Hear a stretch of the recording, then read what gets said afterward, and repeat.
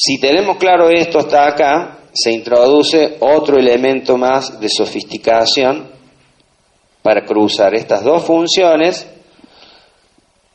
de selección y evaluación con dos miradas sobre el órgano del que se trata, un órgano jurisdiccional que vamos a imaginar que es un tribunal de cámara, un tribunal de sentencia o de juicio oral, o cámara del crimen. Para poder hacer dogmática y para poder tener concreción en un caso concreto, sin perjuicio que después de ahí querramos sacarlo por analogía hacia otros. Y hay la doble mirada que hay que tener entonces en relación al órgano-función, cómo funciona la cámara o el cargo, y cuáles son las características del órgano-persona.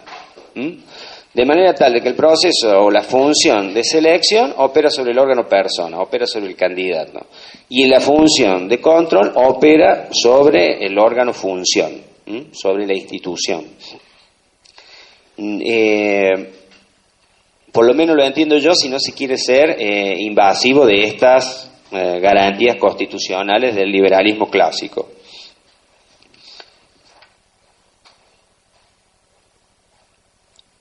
Lo que también agrega o decía o digo en el escrito es que la función 1, selección, opera sobre aptitud y actitud del órgano persona para el cargo que se postule. Y la función 2, evaluación, opera sobre la productividad del órgano, función, en términos institucionales. La evaluación del órgano-función, tribunal, fiscalía, defensa, es de las más útiles tareas de control de gestión no invasivo del sistema de contrapeso y la división de poderes. El control de calidad no pasa por la vía jurídica de las sentencias producidas por el tribunal, que se controla por vía impugnativa en principio. En principio decimos porque también hay causal. También el jury de enjuiciamiento controla el conocimiento o el desconocimiento absoluto del derecho, porque es una causal también prevista por el artículo 173 de la Constitución de la provincia del Neuquén. Y tampoco controla la corrección en su conducción de vida personal del magistrado, que en todo caso eso es propio del control del Tribunal de Ética, que entiendo yo no existe autónomamente todavía en la provincia de Neuquén, en cuyo caso hay que entender que mantiene o que tiene esa competencia original el Superior Tribunal, por superintendencia al menos.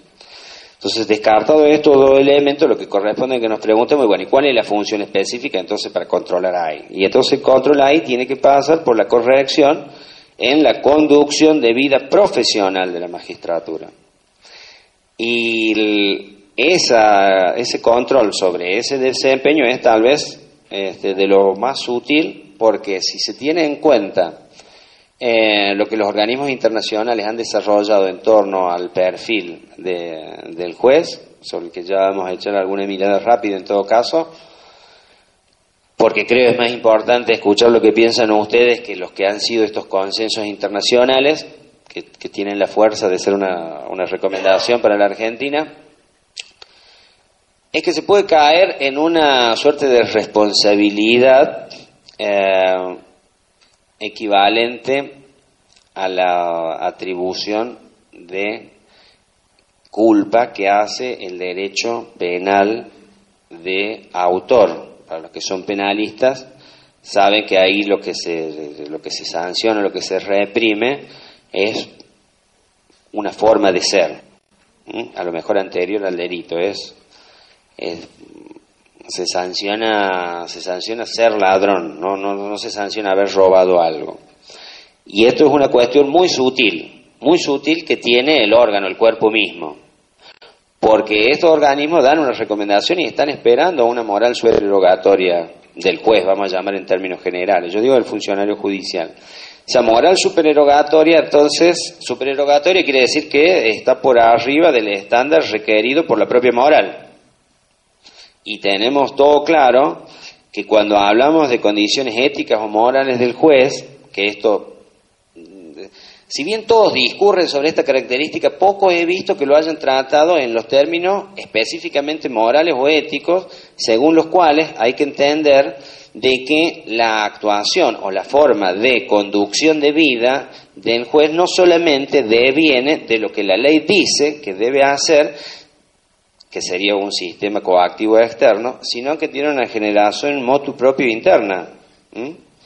No sé, no quiero ser pesado con esto, pero que Kelsen explica en corto diciendo, bueno, esto es una visión estática. La moral tiene esa característica, es uno mismo el que se mueve y no hay un sistema de control externo. Y la legitimidad viene de uno mismo porque uno quiere operar bajo esas condiciones. Y la del sistema dinámico es porque hay una ley que me manda a hacerlo o una orden de una autoridad que está legitimada porque otra ley lo puso en esa condición y esa ley porque la ordenó otra autoridad, el legislativo, y así sucesivamente hasta llegar a la Constitución. En cualquiera de los dos modelos de justificación, lo importante que hay que ver acá es que la concepción ética en torno al perfil del juez, si de lo que estamos hablando es de filosofía práctica o de forma de conducción de vida cotidiana, es que el origen o la fuente puntual de la motivación o la razón para actuar es interna del juez y no es externa, no es del derecho. Entonces, este es un factor importante que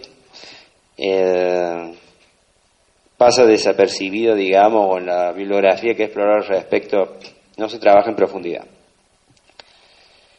Pero bueno, como les decía, dentro de este desafío para cumplir las dos funciones surge inexorablemente la necesidad de decir cuáles son los indicadores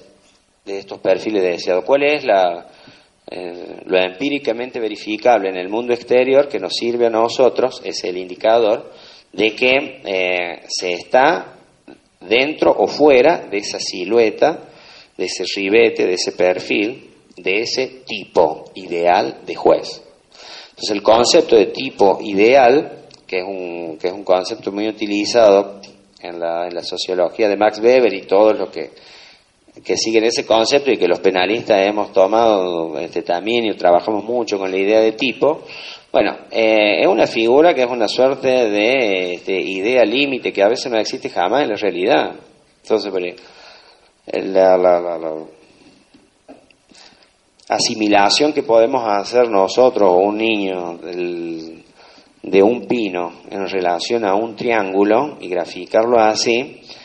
es porque está construyendo un tipo ideal, pero que es una obra,